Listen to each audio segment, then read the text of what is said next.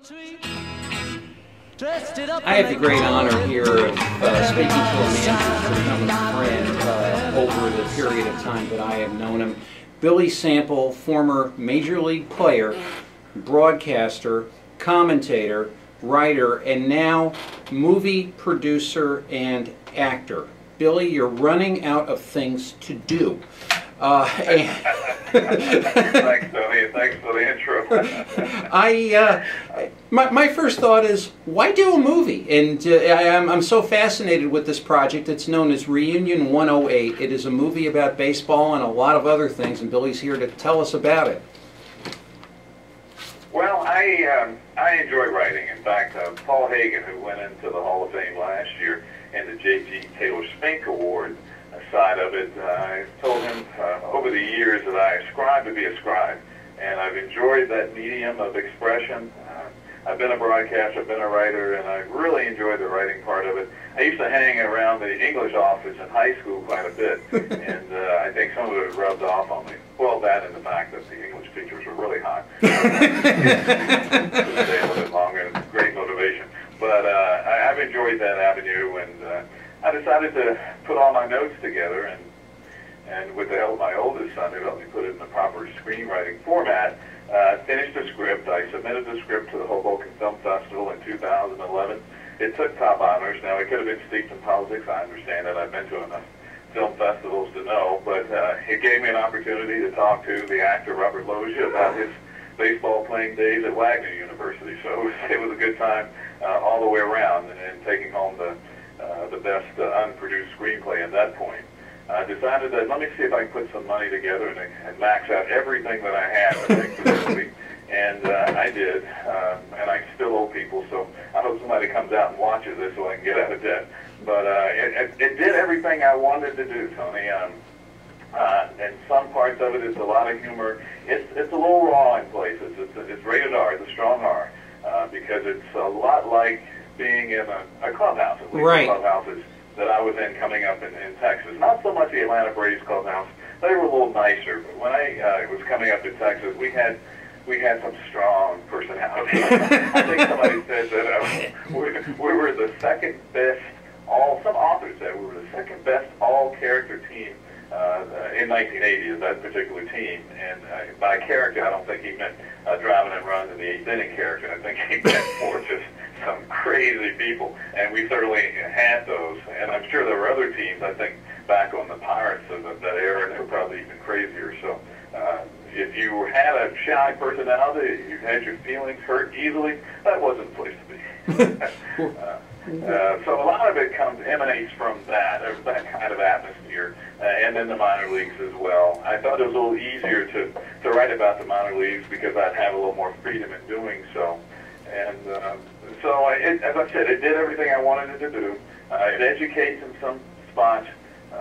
It's a lot of humor. But I make a point or two as well. When the person from the classification and ratings board called me to give me the rating, which was a strong R for pervasive sex references, crude dialogue, language, and some strong sexuality, I said, nailed it. No, not really.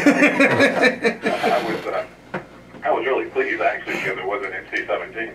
But he also indicated that he thought he was really almost effusive in his compliments towards the movie, and thinking that it was going to be a seminal baseball movie along the lines of Ball 4, which was quite the compliment. Changed the world. To have a Ball 4 quote in the movie. I told Jim Bouton I was going to do that, and ended up doing it because that was sort of the movie that took us into whatever the next century was as far as detailing some of the lives of the off-the-field ball players.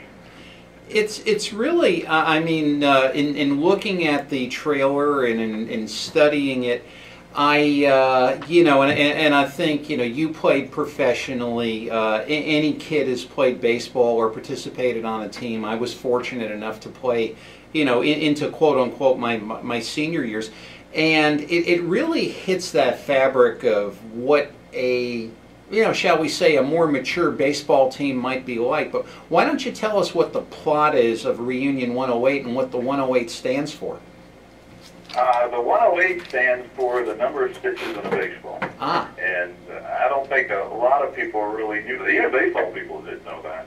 And the synopsis of it really is there are two different generations of baseball players returning to a minor league town in which they both won titles in separate years. And one generation is my age, so I could play in it, and another generation is probably in its late 20s, early 30s. And they flash back to situations from their past, both on and off the field, but most of it off the field. And there's one little thread of discord that goes through the whole movie that sort of starts and ends with that particular part of the discord. But throughout all of that, you have the flashbacks. And there are 13 major flashback scenes. I was really fortunate, Tony, to have some great actors, but what I was paying, in fact, I was apologizing to some of the people because I could pay them so little on scale, but I had, like Jack Mulcahy, who was in Brothers McMullen and Porky's. I had Justin Grace, who was my lead actor, my lead young actor, who I've been bugging about this part for 3 years. It was so nice to come on board. I'm trying to think. Remembering Me is probably the movie he's most recently associated with. Had Gabe Hernandez and Keith Collins and Carol O'Brien. And Carol O'Brien has been nominated for a Daytime Emmy.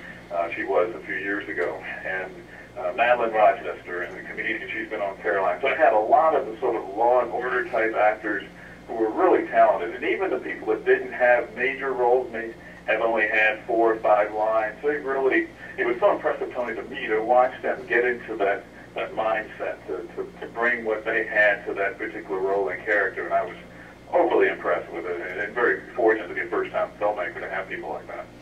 And I can only imagine, you've got this work which you've, literally spilled your heart and your blood on at the film festival, and you start to put this together and you say, well, it's going to take X amount of dollars to do this, and I've got X minus Y, shall we say. And how does one go about, shall we say, the fundraising process for setting this endeavor in motion? Well, you broke it down exactly right, Tony. I really didn't think it was going to be as difficult, but I came in an era where it seemed as though the people I knew didn't have any extra money, but I was fortunate to have, Brian Sivitore, who's my executive producer, and a number of other producers,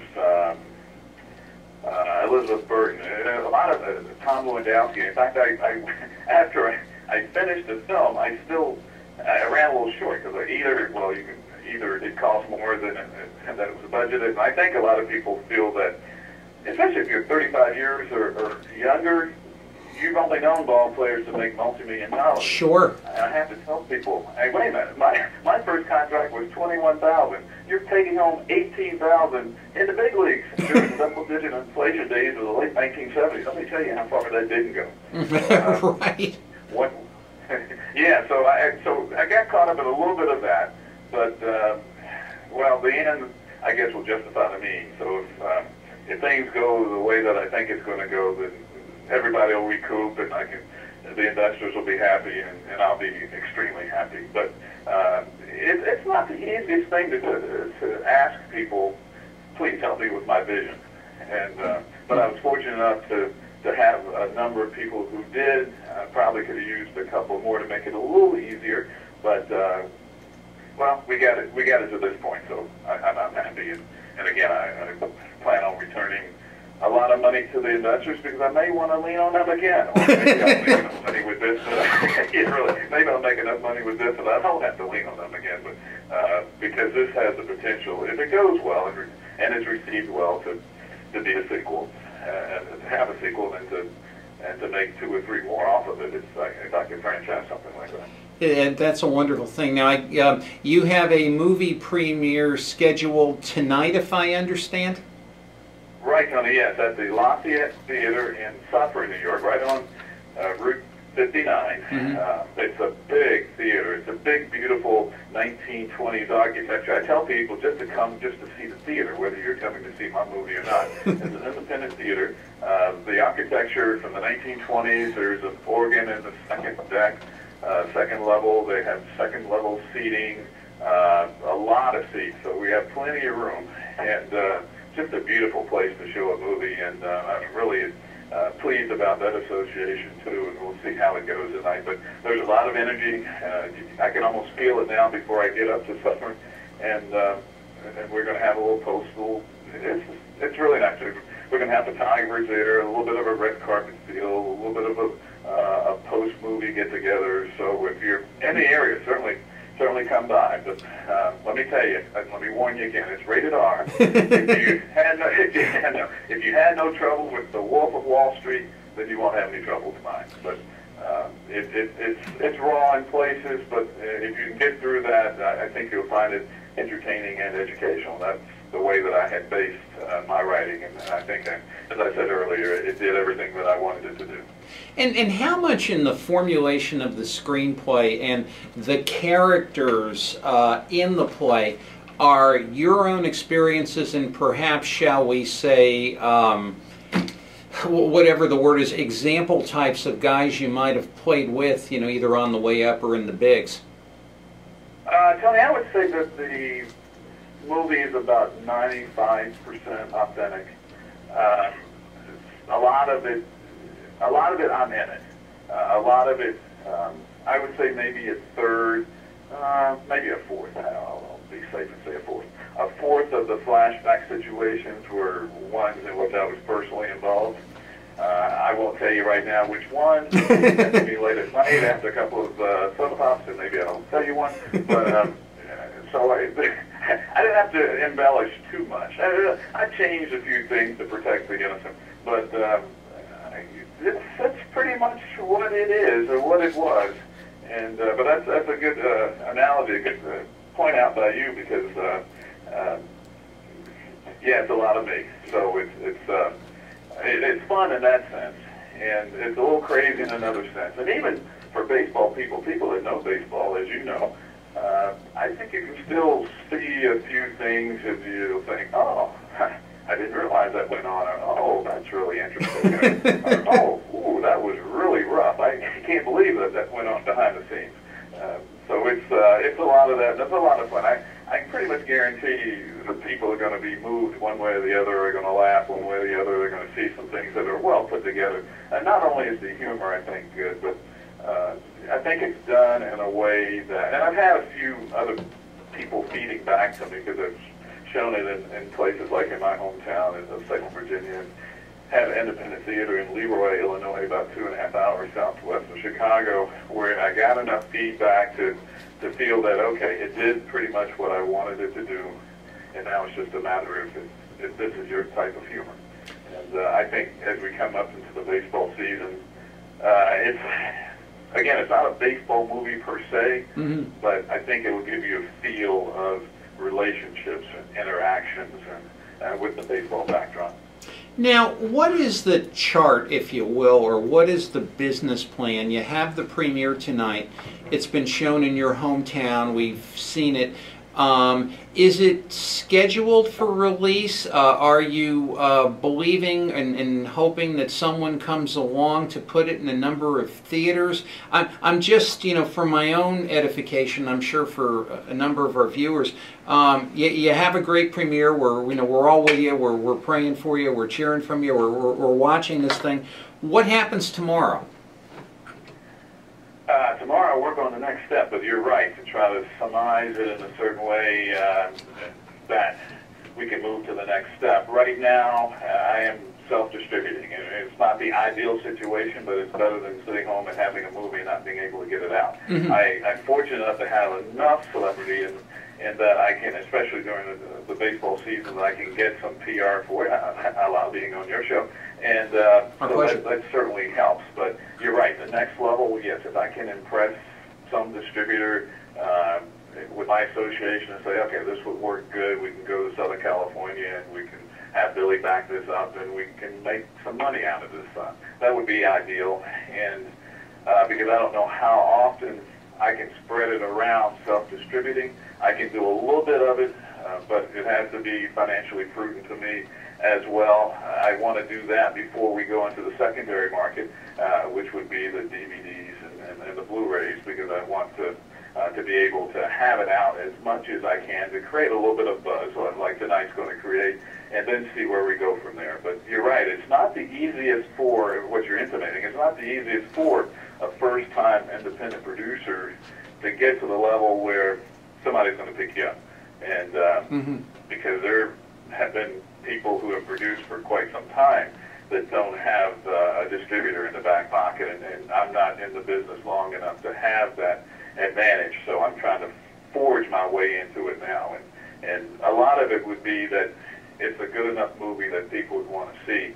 It may not be your type of movie, but I just want it to be as good a movie as it can be with the sound. And usually with independent theaters, independent movies, the sound is the part that separates you from everyone else. So I'm hoping that we can tighten the sound as best we can and just make it the best possible movie. And the rest of it is just me selling it, and I think I can do that.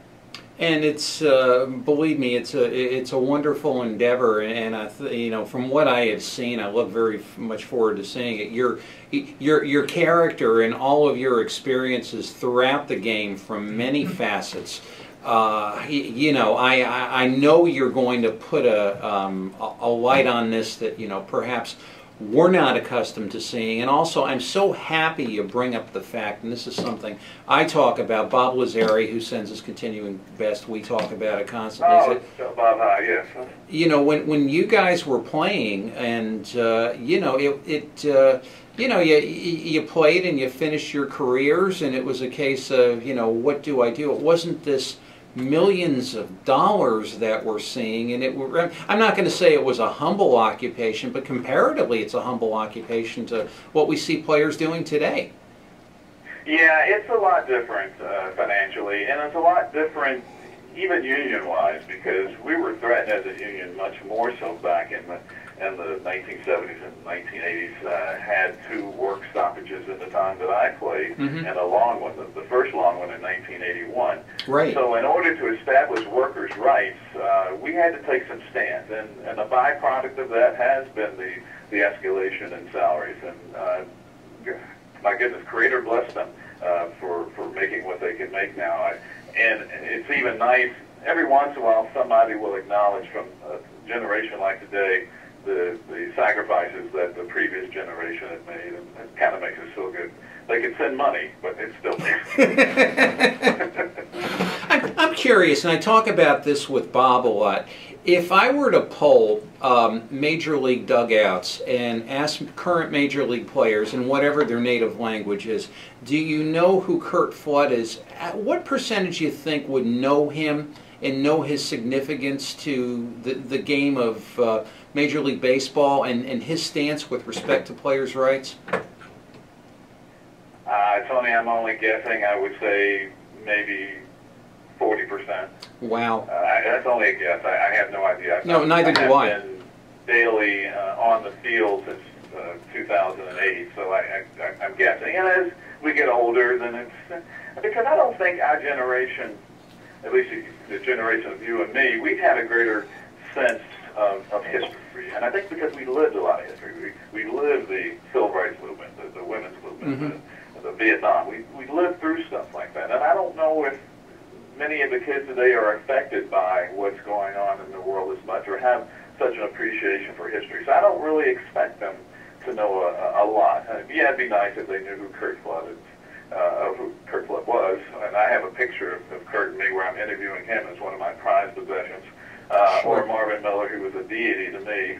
Or even Messerschmitt and McNally, the significance of Peter Sykes' arbitration rule. And in fact, binding arbitration was probably as big, if not a bigger, win for the Players Union as opposed to free agency, because it kind of locked you into a decision that was sort of based on fairness.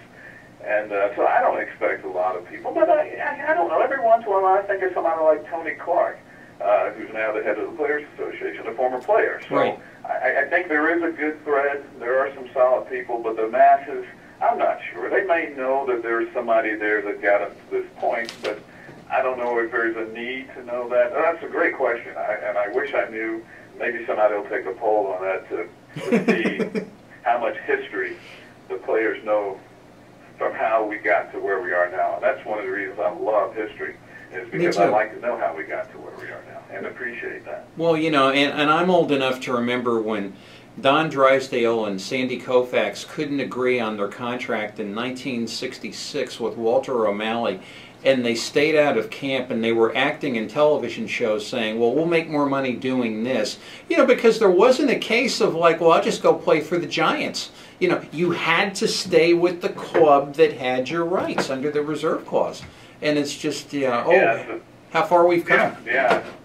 And they would just renew your contract year after year. And that's what Messerschmitt and McNally's significance is that they played the year without signing a contract. Right. But I remember it so well. Drysdale ended up signing for $110,000 and Koufax for $125,000. And the language that was put into the basic agreement was based on that for collusion. The owners wanted to avoid players colluding together as Koufax and McNally did in order to bargain in a better situation, to have better leverage. And ironically, during the mid-1980s, which I think cost me a couple of years of my career, the owners got together and colluded against the language they had put into the contract. I recall. As they tried to limit free agency. I don't know if you remember the time, but guys like dominant pitchers like Jack Morris wasn't getting any offers. And Tim Raines Andre Dawson, offering until May one year. And the owners were found guilty of that. The penalty was $280 million. But for some of us at the end of our careers, it cost us the end of our careers. But at least now you know that they can't act in concert like that. Now, was that the handiwork of Peter Ueberroth when he was commissioner? It was under his watch. Yeah. He was under Ueberroth's watch, the collusion. And I don't know where the genesis was, but it was under his watch, yes. Yeah, and for some reason I think history is very kind to him if that's the case, because that really was, you know, blatant restraint of trade. And I that year it was like no one's getting signed. What's happening? But yeah, I get the feeling there have been quite a few violations of Taft and Hartley, but Taft and Hartley weren't around, so. Now, it seems now, and I was just at a function where they honored the late Michael Weiner. It was at the bat dinner, I believe, the baseball assistance team dinner. And it seemed that, especially under Michael, or maybe the aftermath of Michael being there, that the relationship between the owners and the players is so much better now. And I'm guessing some of it is because the money is just so huge that you just can't, it doesn't make sense to argue over it anymore because there's just enough for everybody. But still, it's so nice to have an era where you have just easy relationships, easy negotiations, and you're selling it to the public that doesn't have to hear about it all the time. You're not trying to do things to force work stoppages and then have to go back and do things to assure that the people can get back into the stadiums to watch your product. So it's just a nice relief for me, even as an outsider, to see that everybody appears to be getting along and seems as though they'll get along for the foreseeable future. And you know, it's the old saying about sausage, it tastes great when you have it in a bun, but you don't want to see it made. And lately we've been seeing a lot of sausage making.